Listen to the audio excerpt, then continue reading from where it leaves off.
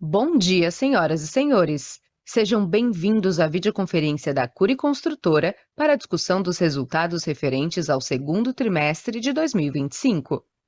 Esta videoconferência está sendo gravada e o replay poderá ser acessado no site da companhia, www.ri.cury.net. A apresentação também está disponível para download. Informamos que todos os participantes estarão apenas assistindo à videoconferência durante a apresentação e, em seguida, iniciaremos a sessão de perguntas e respostas, quando mais instruções serão fornecidas.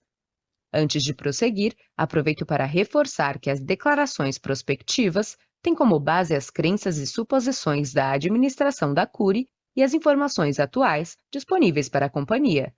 Essas declarações podem envolver riscos e incertezas, tendo em vista que dizem respeito a eventos futuros e, portanto, que dependem de circunstâncias que podem ou não ocorrer. Investidores, analistas e jornalistas devem levar em conta que eventos relacionados ao ambiente macroeconômico, ao segmento e a outros fatores que podem fazer com que os resultados sejam materialmente diferentes daqueles expressados nas respectivas declarações prospectivas. Estão presentes nessa videoconferência o senhor Leonardo Mesquita, vice-presidente comercial, senhor João Carlos Mazzuco, diretor financeiro, e o senhor Ronaldo Cury, diretor de Relações com Investidores. Gostaria agora de passar a palavra ao senhor Ronaldo Cury, que dará início à apresentação. Por favor, senhor Ronaldo, pode prosseguir. Bom dia a todos. Muito obrigado mais uma vez pelo interesse na Cury e por acompanharem a nossa teleconferência de resultados do segundo trimestre de 2025. Hoje, representando a Cury, temos, além de mim, Leonardo Mesquita, nosso vice-presidente comercial, e João Mazzuco, nosso CFO. Ao longo da teleconferência, apresentaremos os principais destaques do desempenho operacional e financeiro da Cury. E no final, abriremos para a sessão de perguntas e respostas. A seguir, temos uma mensagem do nosso CEO, Fábio Cury. O primeiro semestre de 2025 foi marcado por avanços consistentes para a Cury em diversas frentes. A companhia alcançou 5 bilhões em lançamentos e 4,4 bilhões em vendas líquidas, e registramos 2,6 bilhões em receita líquida e lucro líquido de 450 milhões de reais. Os indicadores financeiros no segundo trimestre alcançaram receita líquida e lucro líquido recordes. O ROI atingiu 70,1%, refletindo a eficiência do modelo de negócio e a capacidade de conversão de capital próprio em resultado. Nesse trimestre, também tivemos recordes em nossa operação, Land Bank e repasses, com aquisições de terrenos que ampliaram a presença da companhia em regiões centrais de São Paulo e Rio de Janeiro. A geração de caixa permaneceu sólida, mesmo diante das mudanças promovidas pela Caixa Econômica Federal, evidenciando a resiliência financeira e a disciplina de execução da companhia. A implementação da nova faixa 4 do programa Minha Casa Minha Vida, que ampliou o teto do enquadramento para imóveis de até R$ 500 mil, já tem refletido de forma positiva no desempenho da companhia. No trimestre, 92,8% das vendas realizadas tinha preço unitário de venda até o teto do programa, ampliando a base de clientes elegíveis e fortalecendo a atuação da Cury no segmento de habitação acessível. A companhia mantém o ritmo forte de lançamentos, com projetos relevantes no mês de agosto, podendo citar o empreendimento Next Guarulhos com 1.310 unidades e VGV de 334 milhões de reais, e o residencial Cartola, na região de São Cristóvão, Rio de Janeiro, com 512 unidades e VGV de 179 milhões. Ambos os empreendimentos reforçam nossa presença em regiões estratégicas e a atratividade do nosso portfólio junto ao público-alvo. Na cultura organizacional, a companhia foi reconhecida como o selo Great Place to Work, resultado de uma gestão voltada à construção de um ambiente ético, inclusivo e alinhado à estratégia de longo prazo. A Cury foi citada pela B3 na primeira prévia da carteira teórica do Ibovespa, com ingresso a partir de 1º de setembro. Um marco importante na história da Cury como empresa listada, que reflete a evolução, o reconhecimento e relevância da companhia no mercado.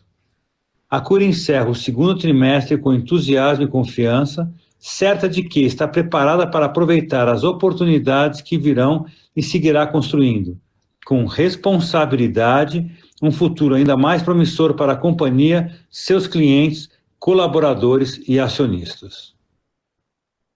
A partir de agora, irei explorar os destaques de nosso desempenho operacional e financeiro no segundo trimestre de 2025.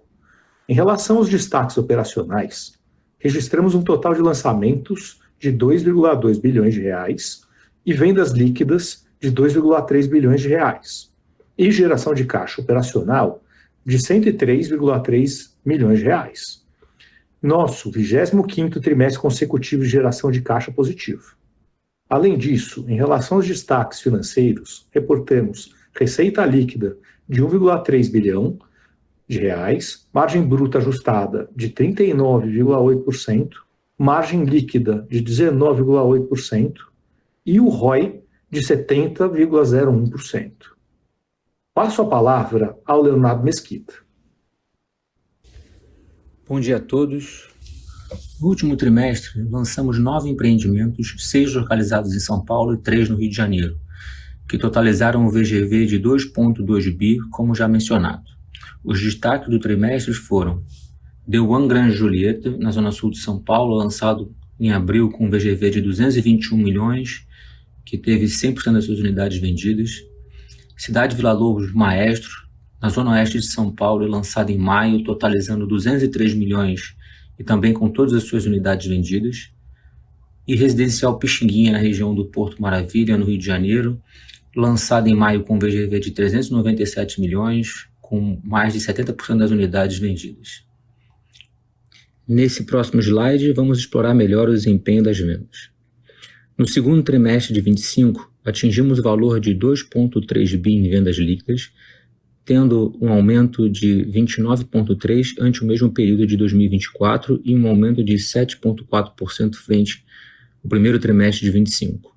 Além disso, nossa VSO líquida no trimestre foi de 47,5%, 2,1 pontos percentuais maior que o primeiro trimestre de 2025 e 3 pontos percentuais menor que o segundo trimestre de 2024.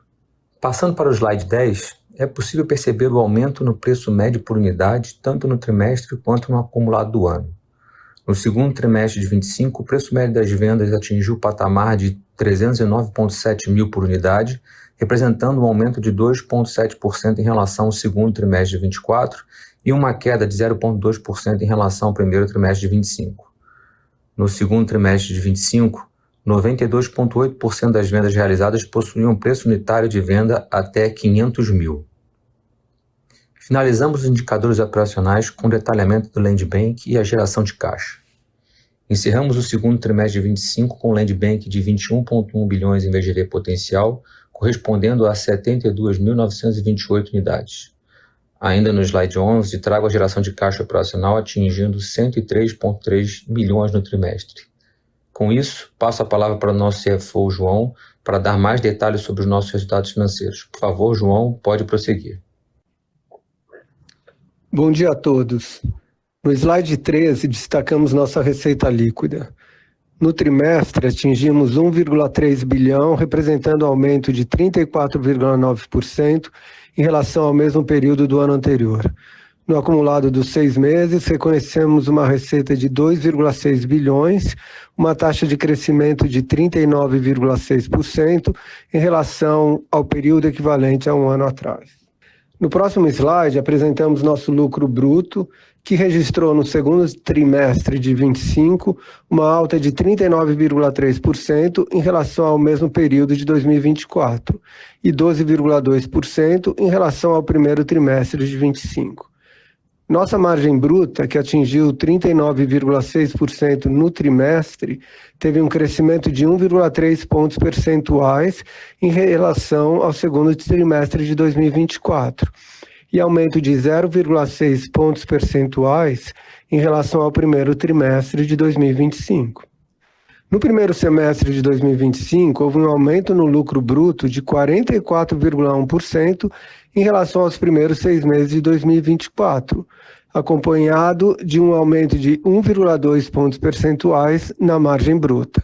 No slide 15, temos como destaque principal o lucro líquido atribuído à Cury, que atingiu 236,7 milhões no segundo trimestre de 2025, 37,5% acima do mesmo período de 2024 e aumento de 10,9% em relação ao primeiro TRI de 25. No acumulado dos 6 meses, apropriamos um lucro de 450,2 milhões, o que representa uma taxa de crescimento de 43,6% em relação ao período equivalente a um ano atrás. No slide 16, mostramos o lucro líquido com foco em toda a operação.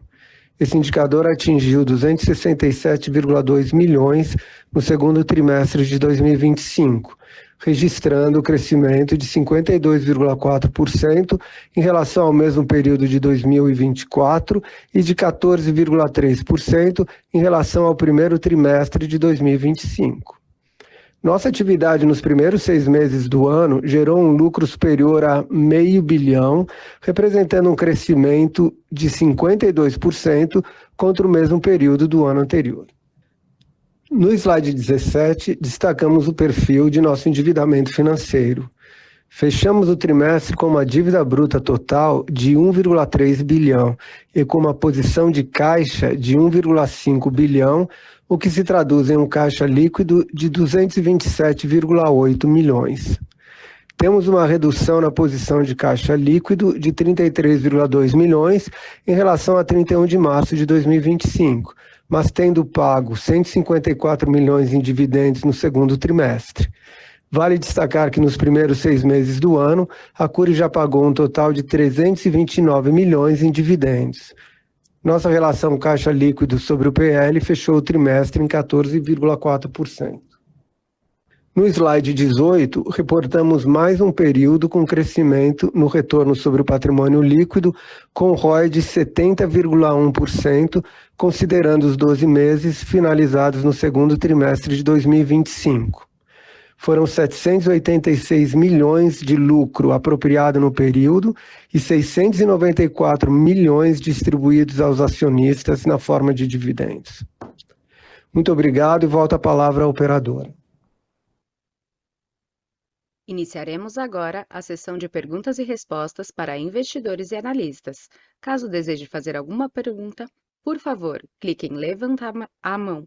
Se a sua pergunta for respondida, você pode sair da fila clicando sobre abaixar a mão. Nossa primeira pergunta vem do senhor Pedro Lobato, do Bradesco BBI. Por favor, senhor Pedro, pode prosseguir. Bom dia, pessoal. Obrigado pelo espaço. São 2 perguntas.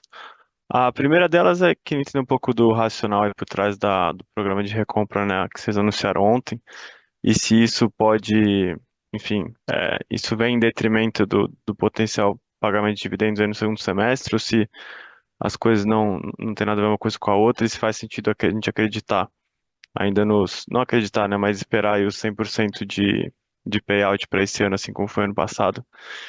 E a segunda pergunta é mais questão de land bank, assim, né, que ele, enfim, continua crescendo, o ROI continua aumentando, a pergunta, assim, que fica é como que tem sido esse land bank marginal aí que vocês adicionam, se tem mantido aí os mesmos parâmetros de rentabilidade, enfim, de ROI. E é isso. Obrigado. Bom dia, Pedro. Bom dia a todos. Obrigado pela pergunta. Eu vou começar aqui com a questão do plano de recompra de dividendos, depois eu passo a palavra aqui para o Léo. Não há nenhuma intenção de substituir distribuição de dividendos por recompra de ações. E em relação ao montante de dividendos, a gente tem como meta, a gente sempre repete esse número, 70% a 80% de payout em relação ao lucro do exercício anterior. Havendo um excesso de caixa pelo nosso juízo, havendo capacidade de distribuir, a gente distribui como foi feito os 2 anos anteriores. Não há nenhuma intenção em ficar sentado em excesso de caixa aqui, mas isso é uma decisão a ser tomada oportunamente. E agora, a questão da recompra tem um caráter de certa formalidade em a gente também estabeleceu um plano de recompra de ações, para que, da mesma forma, oportunamente, quando a gente entenda que ficou atrativo a gente fazer uma recompra, a gente estará pronto para exercer isso. Mas a política de dividendos da companhia continua exatamente a mesma. Bom dia, Pedro. É o Léo aqui. Com relação à segunda pergunta do Land Bank, o objetivo segue o mesmo. A gente continua buscando áreas em regiões de Rio e São Paulo com grande infraestrutura. Então, a gente tem visto que essa é a política que a gente tem seguido, tem dado certo, e os fundamentos de compra e aquisição continuam os mesmos. Então, a gente não tem nenhuma mudança na formação desse land bank do que a gente da política que a gente vinha seguindo anteriormente. Ótimo. Obrigado, João, Léo. Bom dia. Nossa próxima pergunta vem do senhor André Mazzini, do Citi. Por favor, senhor André, pode prosseguir. Oi, time. Obrigado pelo call. 2 perguntas. A primeira é sobre os lançamentos ali no chamado Novo Porto, vou dizer assim, né, na região de São Cristóvão, né? O Pixinguinha, vocês colocaram que vendeu 77% e teve o Cartola agora em agosto. Então, se puderem falar um pouco da região, né? O Novo Porto é mais próximo de bairros consolidados, Tijuca, etc., né? É menos um turnaround, vou dizer assim, do que talvez o Porto original, que deu certo. Então, se vocês puderem falar da região, o tamanho do land bank ali no Porto Total e também nesse Novo Porto, e vocês acham que a aceitação vai ser igual ou até maior do que a do Porto original? Essa é a primeira. E a segunda, sobre venda de carteira direta, como estão pensando o tamanho da carteira para frente?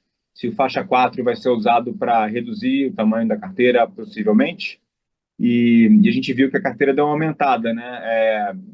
Pelas nossas contas, pelo menos aqui, parece que ela tem 24% das vendas versus há um ano atrás era algo como 17%, né? Então, se o faixa 4 deveria mudar essa tendência. Obrigado. Bom dia, André.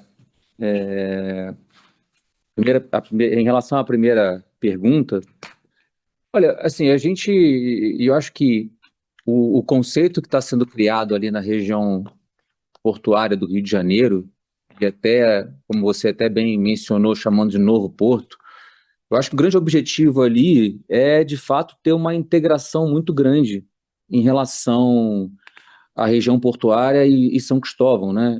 O que se fala muito lá, para quem conhece bem o Rio de Janeiro, é a criação de um bairro que começa na Quinta da Boa Vista ali e termina no Museu da Manhã.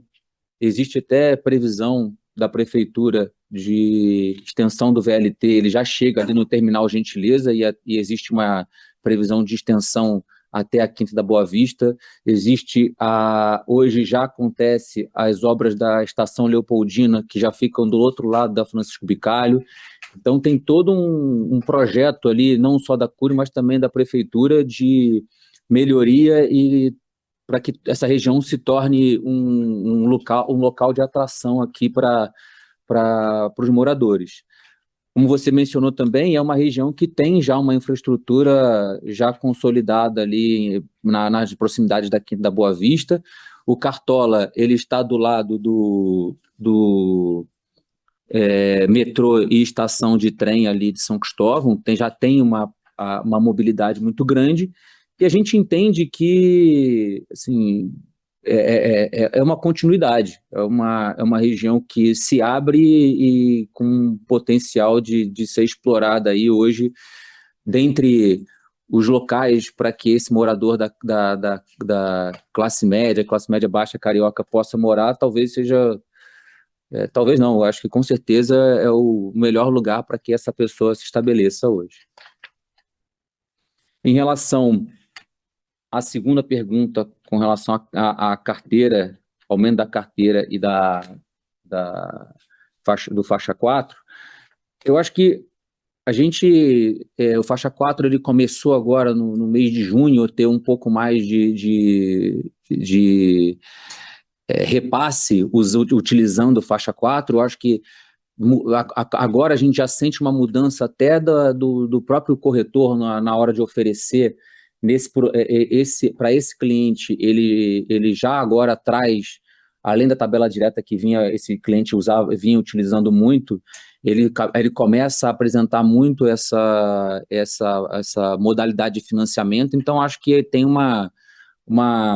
momento de educação. É um cliente que não estava acostumado, a Cury pratica isso, mas o mercado em si, muitas empresas não praticam o repasse na planta desse cliente. Então tem aí essa quebra acontecendo. Esse cliente vem entendendo que ele pode repassar na planta, seja na Cury, seja em outras construtoras, mas eu acho que é um processo de educação, e a tendência é que, de fato, esse financiamento vá sendo mais oferecido e mais utilizado pelo cliente também. Então, isso deve sim ser um ponto para que a carteira ela ou diminua ou estabilize aí a partir do momento que a utilização do financiamento do faixa 4 comece a acontecer com mais força. Muito claro. Obrigado, Léo. Bom dia. Nossa próxima pergunta vem do senhor Igor Altero, da XP. Por favor, senhor Igor, pode prosseguir. Oi, pessoal, bom dia. Primeiro ponto aqui que eu queria tocar, né, se faz sentido pensar, né, em um cenário com mais pricing power agora para vocês, né, com essas melhorias aí do programa, e você tem também inflação mais controlada, né, principalmente aí parece que do lado de custo de materiais, né, então diante desse cenário faz sentido imaginar que você possa, né, com inflação mais controlada, continuando subindo o preço, que tua margem possa continuar expandindo, né? Então tem um upside aqui para ganho de margem bruta. Essa é a primeira pergunta. E a segunda, assim, né? A gente viu também o programa atendendo mais classe média, com faixa 4, né?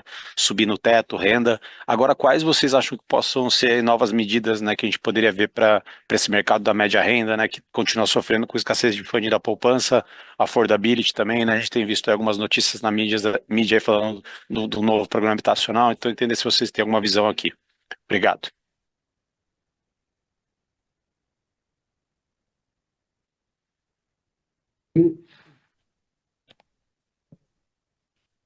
O Igor, João aqui falando novamente. Falar de ganho de margem bruta, hoje a gente está com uma situação de inflação de materiais estabilizada, mas a pressão aí de mão de obra continua. Então, a gente não está vendo ainda nenhum arrefecimento aí do INCC. Agora, é um cenário que está, de certa forma, estabilizado. E essa estabilização da inflação está nos permitindo seguir com os nossos orçamentos aí de obra e aí sustentar esta margem bruta. Ganho de margem bruta daqui para frente não é o nosso principal aí cenário. Tá? A gente continua insistindo na nossa visão de uma margem bruta aí aos redores de 39%, subiu esse TRI, subiu muito por a questão de uma safra muito boa, assim, do semestre como um todo, em termos de qualidade de lançamentos, e isso puxou aí a margem para cima, puxou também um pouco até a margem REF em relação ao TRI passado, mas a gente insiste, isso pode ser diluída, essa margem REF pode vir a ser diluída aí pela inflação futura. Então, é um cenário de estabilidade hoje, mas nosso cenário base continua sendo de sustentação de margem bruta. Aí até complementando, então, a questão que você fala de pricing power, hoje a gente sabe que a gente pratica aí preços preços altos, talvez os preços mais altos no mercado. São Paulo, em particular, a gente tem aí também a limitação do HIS1, HIS2, então da legislação, nossa capacidade de continuidade de aumento de preço. Ganhamos um pouco de pricing power no faixa 4, por questão de affordability, sim, claro, mas nada disso nos leva a trabalhar com um cenário de aumento de margem. Sobre a questão do novo programa, né, do funding para a classe média, né, Igor, a gente viu primeiro o governo criando o faixa 4, né, usando recursos dos royalties do pré-sal para aliviar, então, a falta de funding do SDPE, e agora a gente tem visto na mídia, a gente sabe que a Abrainc e a CEPIC, do nosso lado, tem participado de muitas reuniões aí com o governo para que seja recriada o funding do SDPE, né? Então, é isso que a gente sabe também, a expectativa é muito boa, o Banco Central está envolvido nisso, porque todo mundo sabe que o SPPE hoje, a poupança, principalmente a poupança, ela vive um problema, né? Então o Banco Central vem na linha de desenvolver um novo funding aí para substituir esse funding que é a poupança que serve para abastecer o mercado da média renda. O microfone um pouco mais. Tá claro. Obrigado, Ronaldo. Obrigado, João.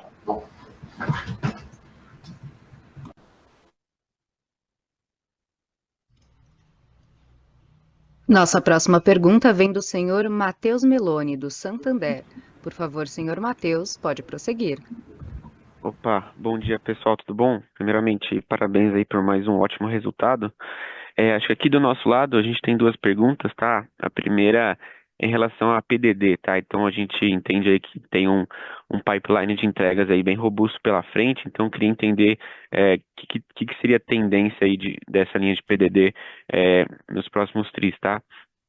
E aí a segunda pergunta é mais, acho que é voltada para o Léo, eu queria entender mais um update aí de como vocês estão vendo a questão do programa Minha Casa Minha Vida Cidades no Rio de Janeiro, né? Se tem alguma novidade, algum update, enfim. Acho que do nosso lado é isso, obrigado.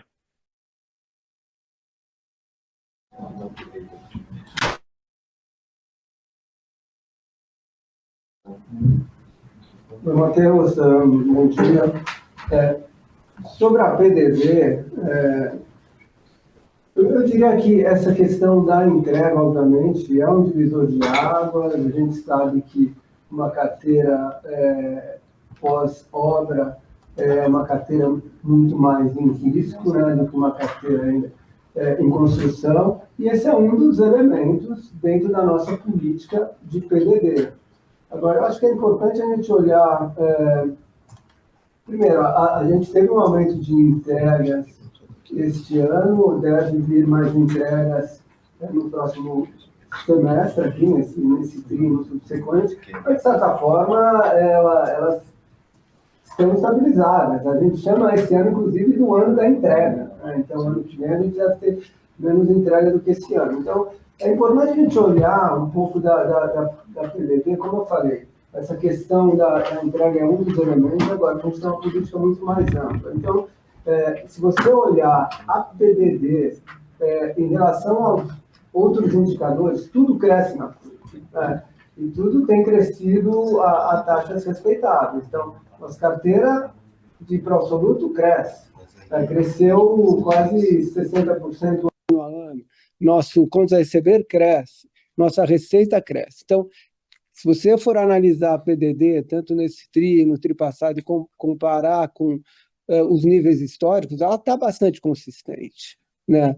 O comportamento do nosso cliente não está deteriorado. Então, o crescimento da PDD, o aumento que a gente teve, é consistente com o aumento de nossa operação e do nosso resultado financeiro como um todo. E a gente espera que esse número, esses indicadores se estabilizem no número que eles estão hoje. Oi, Matheus. Com relação ao segundo ponto, imagino que esse ano não tenha nenhum tipo de novidade porque até o momento o governo estadual não fez nenhum aceno de início de programa, se foi isso que eu entendi bem da sua pergunta. Bom, obrigado, pessoal.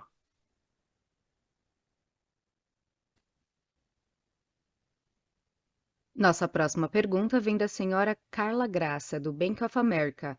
Por favor, senhora Carla, pode prosseguir. Bom dia, pessoal. Muito obrigada pela oportunidade de fazer uma pergunta e pela apresentação. Eu tenho duas do meu lado. Eu queria fazer um follow-up no tema da recompra. Vocês anunciaram um novo programa e eu queria explorar como vocês estão pensando em timeline. Se vocês já veem a oportunidade em fazer alguma recompra com a ação a 30. E a minha segunda pergunta é sobre os terrenos, como vocês estão vendo a competição de terreno em São Paulo, no Rio de Janeiro, e se vocês ainda veem muitas oportunidades de terrenos, principalmente nas regiões mais centrais de São Paulo, e também com esse crescimento mais recente no Rio de Janeiro, se vocês mantêm o cronograma de 1/3 dos projetos ficarem lá, ou se vocês pensam em aumentar essa participação também. Muito obrigada.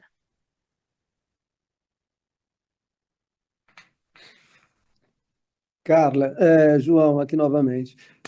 Oportunidade, claro que existe, principalmente a julgar pela nossa expectativa de crescimento, pelos nossos números, até pelo target pricing aí que vocês e seus colegas colocam na nossa ação, né? Mas não há nenhuma intenção de sair e imediatamente recomprar ações da Cury a esse preço. Como eu falei, tem um caráter aqui, um certo formalismo e oportunismo na gente já estabelecer este plano de recompra de ações, mas nada que nos leva a uma ação imediata nesse sentido. Em relação à segunda pergunta, Carla, eu acho que a concorrência por terreno ela se mantém. A gente tem a gente sabe quais são as empresas hoje que atuam no mesmo segmento que a gente, mas não tem nenhuma mudança significativa. Eu acho que com relação a São Paulo, eu acho que a gente tem muita oportunidade ainda em regiões centrais de São Paulo. Você tem aí, por exemplo, alguns PIOs que nem regulamentaram, nem foram regulamentados, então existe uma extensa área aí que ainda vai ter uma regulamentação e vai ser aberta aí para as empresas trabalharem. Você tem o Arco Tamanduateí também, que é uma grande região que teve uma regulamentação muito recente, então tende a ser uma nova área de desenvolvimento para empreendimentos de HIS, ali região da Moca, Ipiranga, que é uma região bem central e muito atrativa em São Paulo. Então acho que ainda temos um momento de muita oferta, e eu acho que de muita intenção, na verdade, da cidade de trazer as pessoas para mais perto, para essas regiões. Eu acho que essa política que eu acho que é muito importante, a gente vem entendendo que terá muita continuidade na cidade de São Paulo. E no Rio de Janeiro, eu acho que segue também a mesma tendência. Você vê claramente a prefeitura indicando a região da Zona Norte, a região Porto Novo, como a gente mencionou há pouco, como áreas de interesse e desenvolvimento da cidade, e tentando apoiar de todas as formas para que essas regiões se desenvolvam. Eu acho que um grande exemplo foi que mesmo o Porto indo muito bem nos últimos anos, desde o início do ano, foi aprovada a isenção de TBI para as novas aquisições na região, visando fomentar mais ainda a ida das pessoas para essa área da cidade. E com relação à divisão entre Rio e São Paulo, eu acho que ela se mantém, porque como acho que a resposta anterior mostra que as duas cidades ainda apresentam boas condições de trabalho, e não deve mudar muito a nossa divisão aí de lançamento nos próximos anos. Perfeito, ficou muito claro. Obrigada. Nossa próxima pergunta vem da senhora Ana Júlia Jerkowski, da UBS. Por favor, senhora Ana, pode prosseguir. Oi, pessoal. Bom dia, obrigada pelo call. Minha pergunta é em relação aos lançamentos. Vocês fecharam esse primeiro semestre de 2025 lançando 5 bi, e agora pensando na figura para o ano fechado de 2025 e também indo para 2026, se vocês puderem dar um update para a gente de qual a posição mais recente da companhia em relação a isso, né, em relação aos lançamentos para o ano fechado e ano que vem, e também o que seria gargalo, né, o que poderia impedir de manter esse ritmo de lançamento. É só engenharia mesmo, time de vendas? E uma segunda pergunta é em relação à faixa 4, o que vocês puderem compartilhar com a gente em relação ao funcionamento da faixa, se tem tido algum gargalo, algum problema de repasse, alguma coisa do tipo. Obrigada.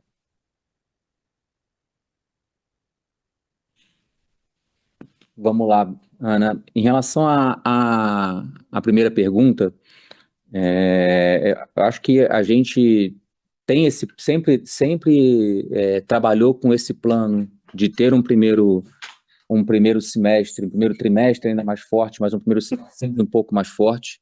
E tem acontecido isso nos últimos anos e a gente repetiu isso. A gente tende a ter um terceiro trimestre até mais forte do que a gente imaginava inicialmente, e o ano, obviamente, um pouco mais com a oportunidade que surgiu de faixa 4 e as vendas respondendo bem, tende a ser um ano até melhor do que a gente imaginava de lançamento inicialmente. Um número cravado aqui a gente não tem, mas assim, a gente imaginava algo em torno ali começou o ano com em torno de 7,5. Acho que a tendência é que esse número de fato suba por conta do volume de lançamento que a gente tem hoje. Já com relação à faixa 4, a gente tem hoje, como eu falei inicialmente, uma situação que o próprio corretor, como eu te disse, ele começou a ofertar mais. A gente de fato começou a ter ali final de maio, início de junho, o financiamento sendo ofertado com mais força ali pelos corretores. Então, eu acho que está no início de trabalho. Como eu mencionei, tem uma tendência nesse cliente do faixa 4, em muitos projetos, eles são vendidos fazendo o repasse na planta. Então isso faz com que o financiamento ele aconteça em lotes, né, como funciona o médio alto padrão, né, quando a entrega tem o grande lote de financiamento. A Cury não trabalha assim, mas a gente vem aumentando a oferta desse produto, e acho que a tendência é que ele é um momento assim de educação, tanto da equipe de vendas quanto também do cliente, de começar a utilizar esse financiamento. Você também acho que fez a pergunta em relação a quais seriam os gargalos para a expansão do faixa 4. Do faixa 4. Isso. Na verdade, eu acho que o gargalo está mais numa questão de tempo mesmo, de educação, para que as empresas comecem a utilizar mais. Como eu mencionei, algumas empresas utilizam o financiamento nessa linha de crédito normalmente nas chaves. Então, a tendência é que quando começar também a ter mais entregas nesse tipo de produto, a tendência é que a utilização do financiamento aumente também no geral do mercado. Carla, só para complementar, o governo está acompanhando os números, né? Os números estão um pouco abaixo do que eles esperavam. Tá? Se isso continuar assim, eles estão analisando a possibilidade de aumentar um pouco a renda e aumentar um pouco o teto do faixa 4 também, tá? Tá bom, perfeito, pessoal. Obrigada. Bom dia. Nossa próxima pergunta vem do senhor Rafael Reder, do Safra. Por favor, senhor Rafael, pode prosseguir. Bom dia, pessoal. Obrigado pelo espaço. Eu tenho duas perguntas aqui do meu lado. A primeira, eu queria falar um pouco mais das entregas, né? Se eu não me engano, no ano eram perto de 20 mil unidades e a maior parte concentrada nesse segundo semestre, né? Queria ver mais no qualitativo de como que vocês estão vendo essas obras, estão tendo algum gargalo? A gente vem falando já faz um tempo, né, de problemas com alguns empreiteiros, com mão de obra. Queria entender se vocês acham que daria para continuar entregando ainda tudo dentro do planejado, assim, sem grandes surpresas. E a segunda, fazendo um follow-up também na questão do faixa 4, mas mais no potencial ali de você ter a portabilidade de parte da sua carteira de financiamento direto para o faixa 4. Queria entender se vocês já fizeram alguma análise da carteira de vocês, quantos clientes estariam enquadrados dentro dessas condições, ou seja, com a renda ali até os 12 mil reais, e o que vocês veem de oportunidade, assumindo que comece a rampar mais ali os desembolsos do faixa 4. Obrigado.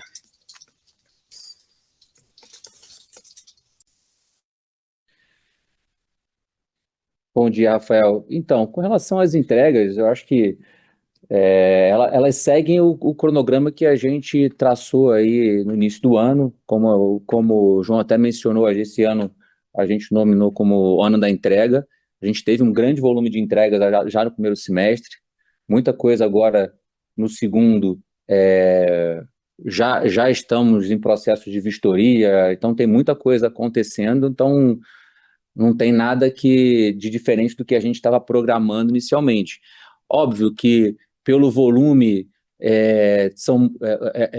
tem um desafio muito grande, são muitas vistorias, então é natural que a gente esteja aí num processo em pouco tempo aí de passados aí esse boom aí de entrega, a gente começa a normalizar também, a gente tem até um volume previsto para o próximo ano até um pouco inferior do que a gente está tendo agora. Então é natural e a gente não está enxergando nenhum problema, nem com o empreiteiro, nem com nada em relação a que isso leve a algum problema à entrega. Com relação ao faixa 4 e carteira, a gente tem uma situação aí, vou falar assim, falar da Cury, né? A Cury, quando a gente fala de tabela direta da Cury, a gente tem que lembrar que essa tabela direta ela é com 60% desse cara pagando até chaves. Então, por mais que ele tenha um perfil, ele já tem um volume de pagamento muito robusto durante esse período. Então, o que a gente está vendo a gente tem ofertado, alguns clientes têm aceito e outros preferem continuar na tabela direta porque se sentem confortáveis em manter o volume de pagamento e a forma de pagamento que eles estão. Então, olhando a nossa carteira em si, a gente tem algum aproveitamento, mas a gente ainda não viu uma migração tão grande acontecendo dos nossos clientes, porque como eles já têm uma tabela bem forte, eles preferem continuar nessa tabela do que entrar no financiamento nesse momento. Pensando também o seguinte, quando a gente olha a carteira performada da Cury, dessa tabela direta, a gente tem um volume muito grande de quitação dessas pessoas até as chaves.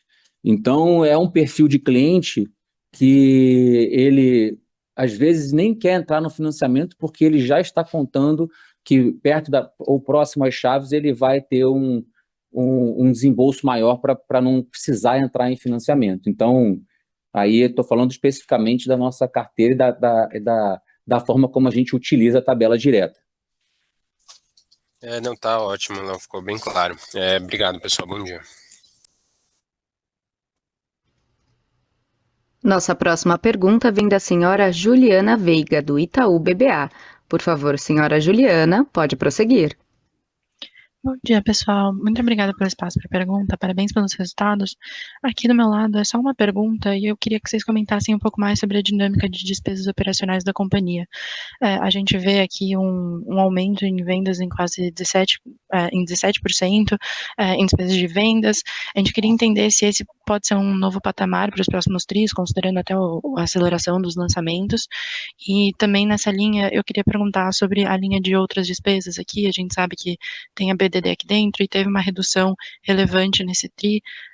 Vocês podem explicar um pouco mais a redução nessa linha de outras despesas e se o ajuste veio só da BDD mesmo?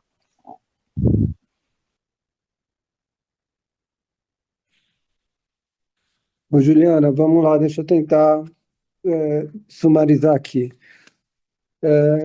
Em relação à despesa de vendas, as despesas de vendas, elas são, em grande parte, despesas variáveis. Por quê? Comissão é praticamente uma despesa, por definição, variável, e o outro item alto de despesa de vendas são a questão das despesas que a gente tem com o repasse e registro de clientes. Essas despesas acontecem na frente, né? Então, na cabeça. Então, isso, quando eu estou com crescimento de vendas muito forte, essas despesas acabam carregando um pouco mais os meus resultados. Já as comissões, não, as comissões a gente reconhece via POC. Então, por isso que eu digo que, se você olhar, nossas despesas de vendas estão sempre oscilando ali na faixa de 9,5%, 10%, às vezes cai um pouco abaixo disso, às vezes um pouco acima disso, mas aqui a gente não tem muito ganho de escala. Onde a gente pode assim, contemplar e projetar um ganho é quando nosso crescimento de vendas aí desacelerar um pouco, e aí o peso dessa despesa de repasse e registro que acontece na cabeça, então boa parte dessa já vai ter ocorrido, e aí ao longo de evolução de obra, de POC, então a despesa comercial pode vir a pesar menos lá na frente. As despesas administrativas, essas são um pouco mais contidas, obviamente, e aí que a gente tem a oportunidade de uma alavancagem operacional que a gente demonstrou bem neste trimestre. Então, aqui, à medida que a gente consegue, que a gente continua com crescimento nos resultados, você vê a nossa receita aí de resultados futuros, receita apropriar crescendo 50%, então tudo isso aí ainda vai virar resultado daqui para frente, então é de se esperar uma continuidade nessa alavancagem operacional, vindo principalmente do D&A. As outras despesas, receitas operacionais, aqui já tem o PDD eu já falei, mas eu posso repetir aqui, ele vem com resultado aí bastante consistente, quando você pega o histórico do que a gente tem provisionado tri a tri em relação à minha receita, em relação aos meus recebíveis. Então, aqui a gente não vê nenhuma possibilidade de ganho imediato. Mesma maneira, nessa linha, a gente tem tudo que é provisão para processos aí judiciais, esses processos também são bastante contidos, mas eles tendem também a crescer com o crescimento da operação, mas também nada de se esperar aqui em termos de ganhos ou perdas em relação ao crescimento da companhia. E o que a gente tem aqui, aqui a gente apropria algum perda em ativos, que são aqueles terrenos. A gente tem um pipeline muito grande de terrenos aqui, de compra de terrenos, o nosso land bank, tudo que a gente distrata de terreno, a gente coloca aqui como perda, né, aquelas despesas já realizadas, e é aí que você pode ver também alguma flutuação trimestre a trimestre. Tem períodos que por coincidência, eu distrato alguns terrenos a mais do que outros, e aí eu vou ter um reconhecimento maior nessa perda aí das despesas do estoque, né, que a gente ativa, pré-operacionais. E aí outro item que a gente tem aí também, mas que acaba não sendo relevante, é IPTU e condomínio de imóveis aí prontos em estoque, mas que é uma coisa muito pequena. Então, resumindo tudo isso, vamos esperar sim uma alavancagem operacional aí com o crescimento da empresa, mas ela virá predominantemente do D&A. Perfeito, muito obrigada, pessoal. Nossa próxima pergunta vem do senhor Antônio Pascali, do BTG Pactual. Por favor, senhor Antônio, pode prosseguir. Bom dia, pessoal. Obrigado por pegar a pergunta. Eu queria saber um pouco sobre a dinâmica de preço nas diferentes praças São Paulo e Rio de Janeiro. Como vocês estão vendo um potencial para aumento de preço, se tem alguma diferença estrutural entre essas duas praças, qual seria essa diferença, enfim. Acho que é isso. Obrigado.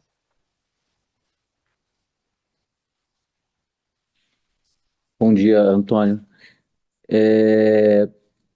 Assim, a gente, como até mencionado, São Paulo, a gente tem uma característica hoje onde a gente atua ainda abaixo dos limites, né, de HIS1, 2, HMP, mas existe uma limitação, a gente ainda está bem confortável o preço que hoje de limite aqui a gente tem conseguido atuar, e aí é uma questão de oportunidade de alguns projetos que em regiões melhores a gente consegue explorar não só essas unidades, também quando os casos têm R2V, então essa nossa busca por terrenos mais centrais, mais bem localizados, é muito em função de a gente poder explorar também essas regiões como um todo.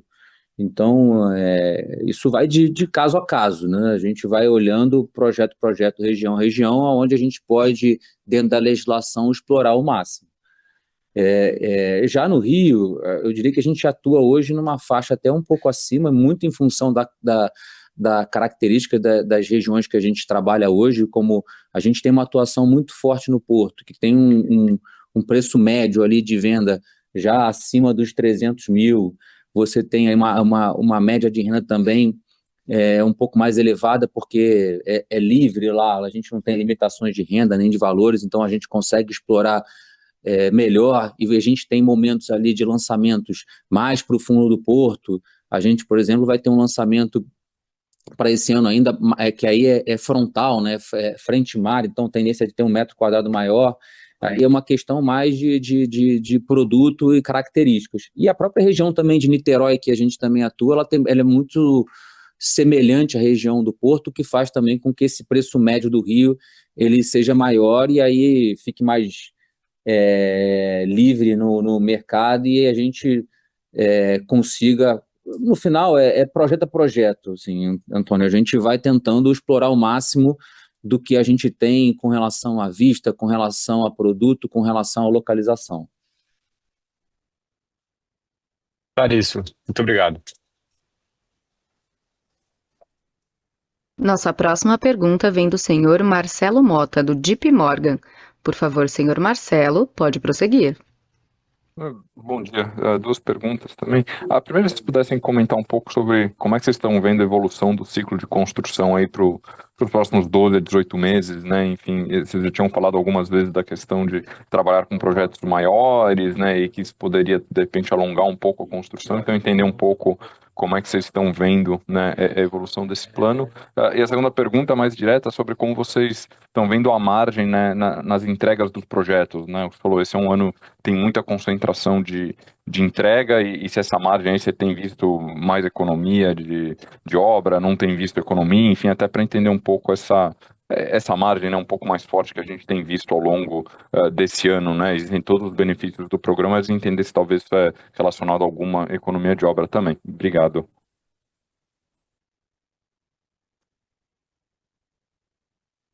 Olha, bom dia, Mota. Com relação eu vou pegar a primeira e o João aqui responde em relação à margem.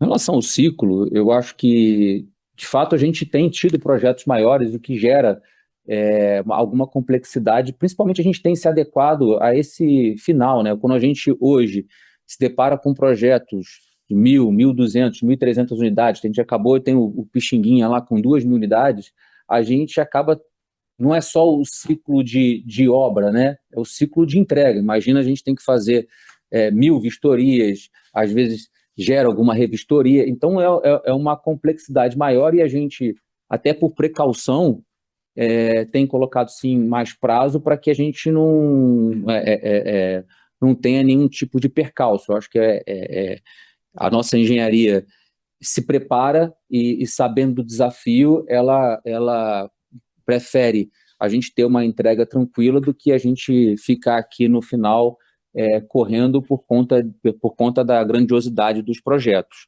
Então, acho que acontece isso muito porque a gente tem conseguido, por conta das legislações, tanto de Rio e São Paulo, explorar melhor os terrenos e gerado condomínios cada vez maiores e com esse nível de complexidade. Mas acho que natural, e a nossa engenharia se adequou a isso, ajustando os prazos nos momentos que foram necessários aqui.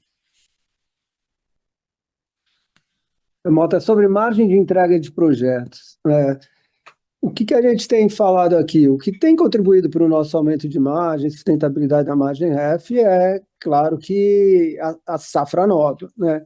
Então, hoje, o que a gente está entregando é coisas que a gente lançou lá praticamente no pico da inflação, meados de 2022, né? Estamos aqui no meio de 2025. Então, projetos que a gente lançou ali naquele primeiro semestre de 22, alguns até segundo semestre de 21. Aqui a gente não tem praticamente ganho de margem, pelo contrário, estamos entregando com margens inferiores às margens de lançamento. Então, hoje, se você me perguntasse, ou se esse foi o teor da pergunta também, a gente apropriou algum ganho de margem ou algum excedente aí de orçamento não realizado em algumas das minhas entregas? Não nenhum, e pelo contrário, são projetos que tiveram margem reajustadas. Vamos apropriar alguma coisa este ano? Também não temos expectativa. O que a gente tem como a gente sempre falou, a gente tem aquela gordura no custo de obra que a gente coloca nas nossas viabilidades, e que a gente, assim, seria muito bom se a gente pudesse chegar aí no final de alguma obra, olhando para frente, e apropriar algum ganho de orçamento ali. Não trabalhamos com esse cenário, mas pode vir aí alguma surpresa para frente, mas certamente esse ano ainda não. A gente teria que ter a entrega de projetos que foram lançados aí num ambiente mais benigno de inflação, projetos lançados aí a partir de 2023, que a gente só vai entregar aí do ano que vem para frente. Perfeito, obrigado.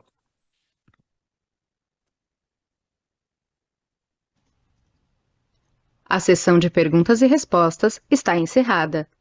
Encerramos a videoconferência da Cury Construtora, agradecemos a participação de todos e tenham uma boa tarde.